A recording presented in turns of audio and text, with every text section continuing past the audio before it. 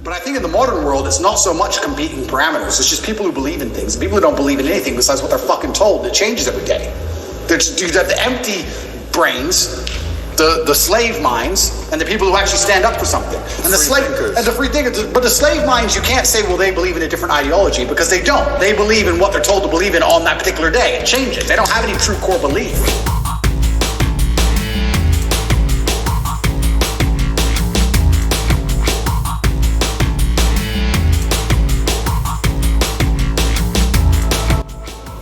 I talk about the Matrix all the time, and people say, why did you choose that terminology? And I chose that terminology because it is perfectly accurate in describing exactly what is happening. The Matrix is a computer program which is designed to control your mind so that your body can be used to power the machines. That's exactly what happens when they make you watch the news. To control your mind so you continue to use your body to work some garbage job and suffer from inflation and power the machines. Machines being soulless people who are in charge of the world. But there's also a million other different ways you can compare the Matrix to the real world. In the Matrix, they say anybody can become an agent at any time. If their mind is not unplugged, they become an agent. If their mind is not freed, they turn into an agent. You can see that in real life. Mention COVID to an NPC. Mention Trump to an NPC. You can sit and have a perfectly cordial, normal conversation with somebody for an hour and be fine. And you can mention one of the particular subjects which they are programmed to hate by the Matrix itself, and they will turn into an agent in real time.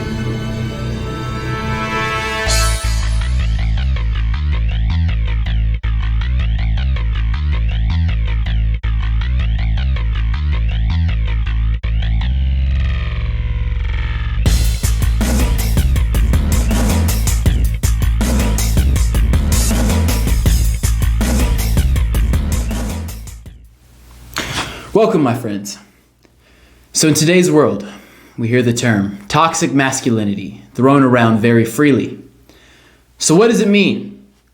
Well, according to Matrix-sponsored sources like Scientific American magazine, the definition of this Matrix-created word is as follows. Toxic masculinity is best described as a box, according to Scientific American. A box that is narrow, rigid, and men have to contort themselves to fit inside of it. To fit in the man of the box, toxic masculinity, a man must live by a particular set of beliefs and behaviors, which Scientific American lists as follows.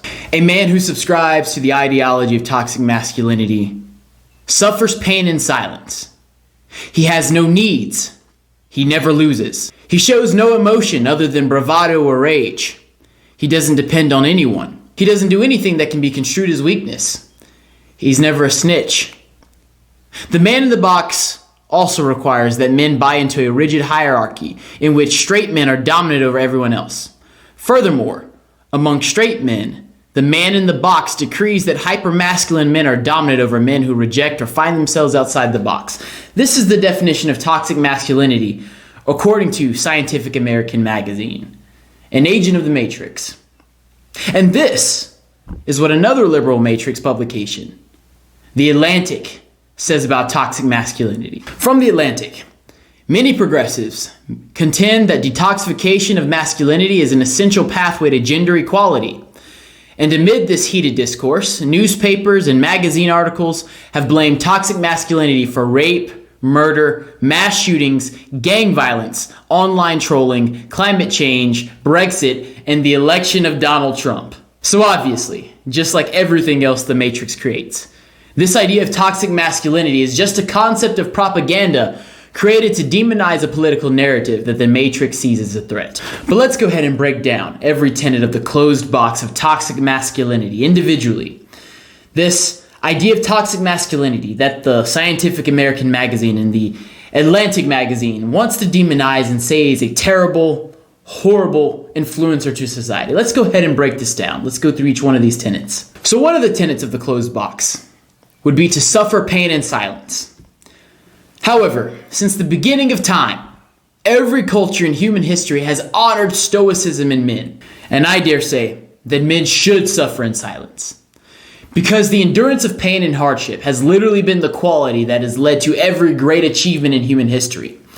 Every war has been won by strong, brave, and courageous men who, despite their pain, suffering, and hardship, continue to fight the battle until it is won. Every invention was fraught with a process full of difficulties, full of obstacles, full of slowdowns, full of unforeseen catastrophes and plans that didn't work that had to be revised over and over again until the proper way to do something, until the proper discovery of how something works or how something can be remade and redone and reinvented was discovered.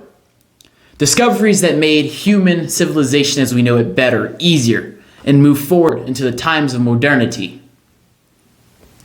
If we look at the story of expansion and exploration, every new land that has been conquered, every new land that has been discovered, a new territory that has been settled, there's been tons and tons of hardship, tons of difficulty that men had to have endured.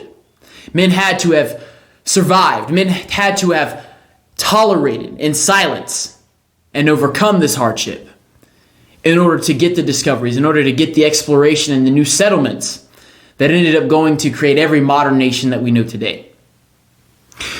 You see, from the beginning of human civilization, becoming successful was all about doing what you have to do, when you have to do it, whether you feel like it or not. And pain is just a feeling.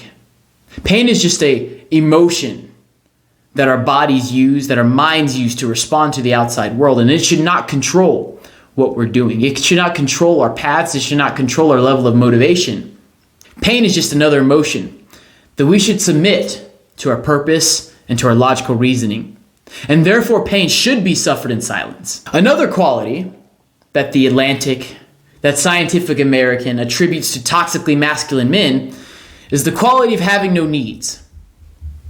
But I say this, is not the goal of life as a man to be the best you can be and to be free of dependence upon any other man or government for the security or protection of your family and those you love? When did this become something worth demonizing? Or is the concept of independence something that the Matrix sees as a threat because they want you to be their subservient slaves that they can control and manipulate? You see, my friends, you must see everything that the Matrix says for what it really is and not for how it sounds. You see, the Matrix also wants to describe a toxically masculine man as a man who never loses and a man who doesn't want to do anything that can be construed as weakness. Now, does the Matrix want you to be vulnerable? Isn't working to eliminate vulnerability what you're supposed to do? And doesn't every nation try to prepare itself to be secure from existential threats from every possible angle? Is that not the whole purpose of having a Department of Homeland Security, of having a military, of having a CIA and an FBI? Is that not the whole purpose, is to eliminate vulnerability? You see, this has been every nation's foreign policy since the beginning of time.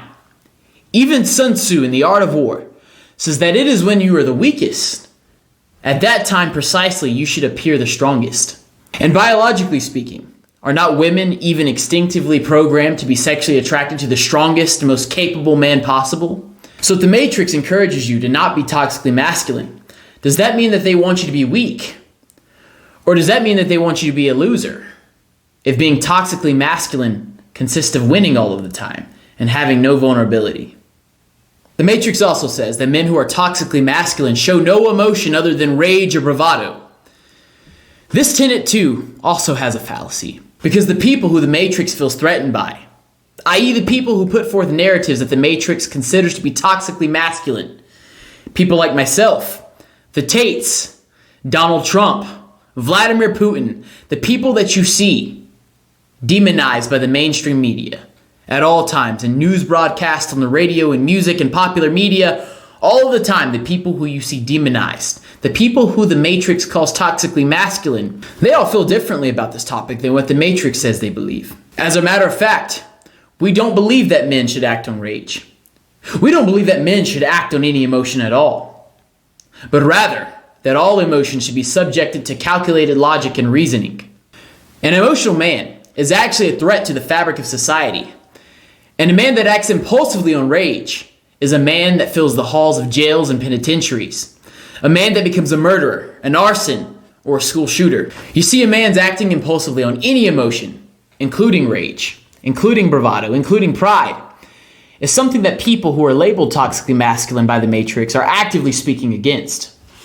So therefore, what the Matrix defines as toxically masculine isn't even the case. And lastly, the Matrix says that a man who believes that you should never snitch is toxically masculine. And I think that this is rather interesting. You see, for all of humanity, honor and loyalty to friends has always been held in the highest regard. For example, in the US Constitution, treason or betrayal of trust is the only crime for which the death penalty is explicitly prescribed. So why all of a sudden does the Matrix want you to abandon these traditional values of loyalty and fealty to your friends? Is it because they want to build their totalitarian utopian society where they have complete and utter control and surveillance over the populace? And is it because your loyalty to your friends would prevent you from turning them into the agents of the Matrix for having beliefs, thoughts, or speech that offer a narrative that is contrary to what the Matrix believes? That offer a narrative that the Matrix sees as dangerous and a threat to their very existence and a threat to their power. You see, everything that the Matrix puts forth and tells you to believe has a reason behind it. The Matrix is very wise in everything that they tell you. Every move they make is silent indoctrination and conditioning to put you more and more under their control. And I want you to question everything they tell you to believe and to follow.